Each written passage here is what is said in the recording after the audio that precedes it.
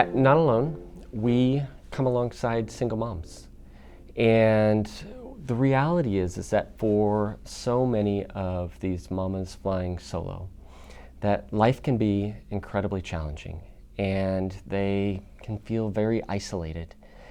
And the opportunities for flourishing can be very few. And so what we do is we partner with local churches and create grace-centered, gospel-filled communities for these mamas.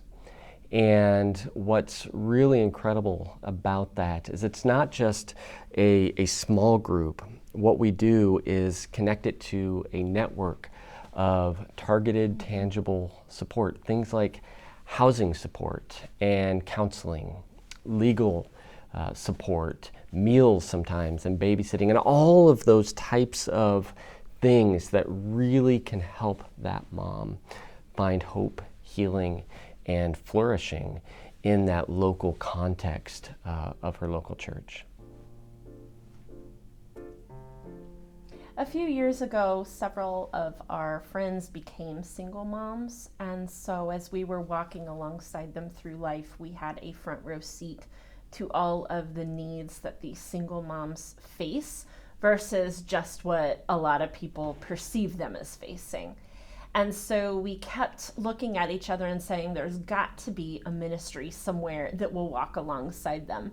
And we really couldn't find one anywhere. And finally, one summer, about 2 years ago, the Lord said, why don't you guys start this? And so it was, obviously there was a lot more details than that, but we wound up starting it with our friends, and it started just as basically a life group through our church, 4 single moms going through the Bible. And we only had 2 moms who were going to start it with us, but pretty soon, within I would say 2 months, it became full. And the need is just so great that single moms were just very hungry for community. So they would see our group advertised, and we just began getting a lot of inquiries. I would say the best part of what we do is seeing these mamas actually join community, lean into community. They've often walked such a lonely road before this. And I think the enemy likes to tell us that we're alone, likes to tell us that nobody can relate, nobody else understands what we're going through, and that's just not true. And we're at our most vulnerable when we're alone, when we're isolated. So to see these mamas come in and embrace community, join community, and then they're seen, they're loved, they're supported, they're given protection by the community, I would say that's the best part of what we do. I think in so many ways. I can think of so many different stories and so many different faces of moms come to mind when you ask that question of seeing Jesus. And so often we can think of seeing Jesus in the high moments. Where we see Jesus is often in the lowest and the darkest and the most broken moments. I can think of a particular mom. Her story is horrific, and the lament is undeniable. Yet there is something about when we're able to engage and we see her leaning in against all of her natural inclinations, and Jesus is present in that moment, in those places of darkness.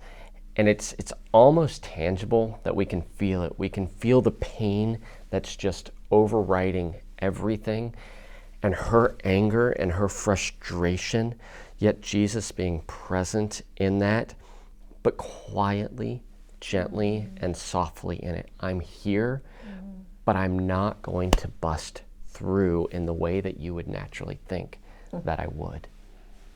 And I want to add to that, it's very much like David in the Psalms. You know, we cry out, our friend, she cries out, Lord, why? Lord, where are you? With this unrelenting suffering. but yet I place my hope in you, but yet I trust in you. So I see Jesus a lot there. I also see Jesus in areas where, another particular instance, she has been in the same hard for 5 years, and her circumstances haven't really changed that much. And yet, if you look at her now versus back then, she is strong, she is calm, she's confident. Jesus has done so much work in her, even though her circumstances are pretty much the same.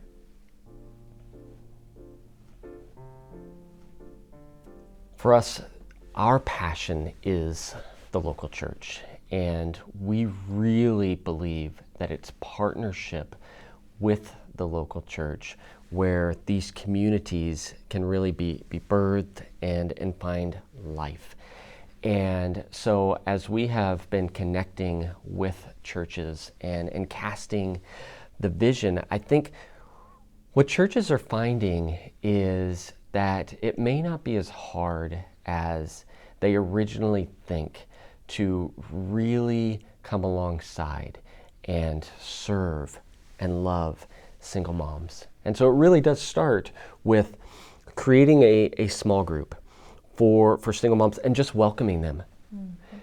In so many places there can be a stigma, right, against single moms. And when a church says, we welcome you here, come. Mm-hmm. And we just want to love on you.